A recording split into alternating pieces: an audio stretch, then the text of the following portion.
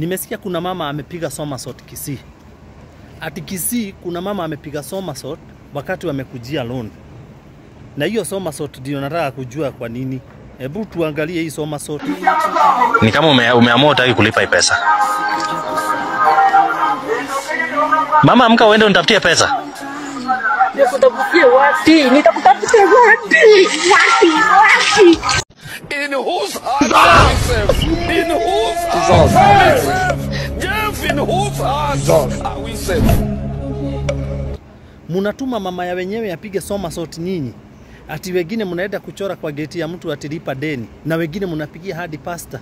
Haina shida. Pastor Ngure. Yes. Wewe umesema utaongelesha waumini wako, unawahubiria wafuate neno la Mungu lakini utawahubiria walipe loan, ndio?